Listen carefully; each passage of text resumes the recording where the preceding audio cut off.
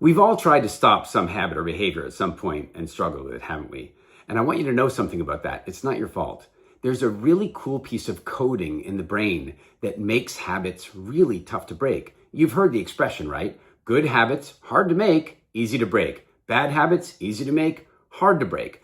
Well, I'm going to explain to you a little bit why they're hard to break, and then I'm going to show you exactly how you can change everything from now on. Here's one of the reasons that habits are hard to break. For most of human history, habit acquisition was really important to survival. We needed to learn how to do new things, and we needed to learn how to do them unconsciously. We needed to be able to focus on sharpening this tool, digging up these root vegetables. We needed to focus on eating while paying attention to the larger environment around us. So we needed automatic behaviors or little internal apps to run these behaviors for us.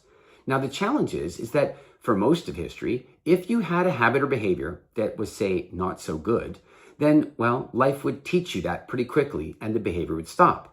These days, there are many habits that, well, the consequences are way off in the future. And so we don't get the immediate feedback that might help us to stop it. You can smoke for 20 years before, the cancer starts. You can eat badly for a very long time before the real challenges take place. You can be a little rough with your family, your husband or wife, for many, many years before, well, devastation happens. So the consequences are often far removed from the behavior now, and that makes it really difficult to break this old code. The old code said, if I did something on Monday and I'm still alive on Tuesday, that something must have been good, because that's how it used to be. And then if I was alive on Wednesday and I did that same thing on Monday and Tuesday, wow, that must be a survival behavior. And so the longer you did something, the deeper it went in, and the stronger the feeling of survival came with that behavior. Now, the challenge is we have a number of behaviors that, well, we do over and over again. And the longer we do them, the more our body feels that they're part of our survival strategy. And so when you try to stop them using brute force, your body rebels and says, no, this keeps me alive. I'm not stopping this. And the pattern restarts.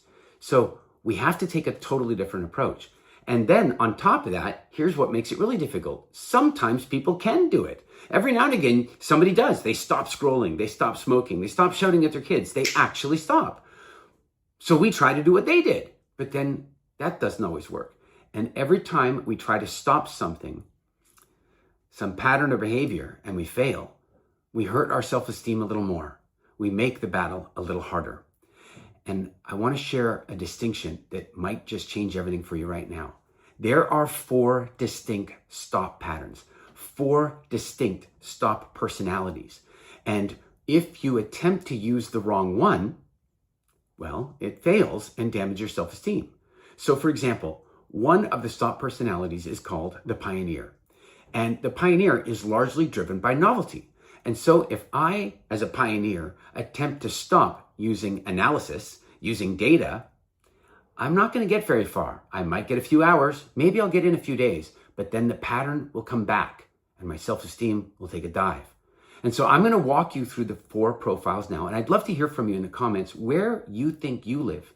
Now, you are probably influenced by all 4 of the stop style profiles, but one of them is likely quite strong, quite primary for you. Which one is it?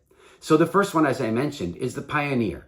And the pioneer is largely driven by novelty. The pioneer likes new things, likes to start things, doesn't always finish them very well, but has a tendency toward the new. And so any behavior that they want to change, well, bringing novelty into the conversation will make things better.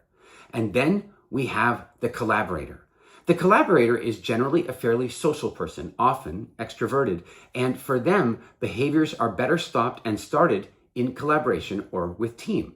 That is to say, when they do it together or when they make public commitments that kind of help to lock them in, those things can really begin to support them and help them to determine a new direction. And then you've got the builder. The builder really likes step-by-step processes, but you can imagine how irritating that might be for the pioneer. It's a different strategy. And so for the builder, looking at the behavior step by step and then building a step-by-step way of getting through it and getting to a new behavior will be more effective than cold turkey. And then we have the analyst. The analyst is all about data. Get the right data point, and sometimes the behavior can just dissolve. The right data point can make it happen. And in this case, I'll give you an example. I talked to a friend of mine once who quit smoking in a moment without ever having cravings or hesitation ever again. And in his case, he was definitely an analyst, and he also had a strong collaborator side to him.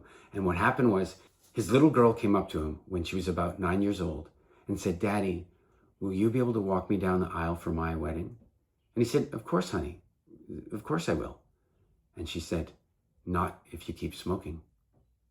And in that moment, he was able to let it go. Now, it's not that easy every time for every person, but when you understand your stop style profile, it begins to become easier. It starts to become more strategic. It starts to come from understanding instead of brute force. And so I suggest you check out stopstyleprofile.com. You can get the profile right now for free. And you could even come and check out Stop It Sunday, where I do live coaching sessions with people to help them determine their stop style profile and how to use it to develop solid strategies for behavior change.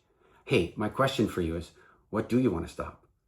What is it that you want to stop? I know what people are searching for. They're searching for how to stop scrolling, how to stop overeating, how to stop sleeping in, how to stop staying up too late, how to stop shouting at their husband or wife or raising their voice with their kids. There are many things that people would like to stop. And here's what's crazy.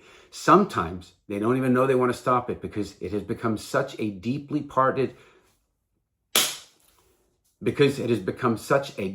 part of their identity and their internal survival strategy that it doesn't feel like a behavior. It just feels like them. So take a look.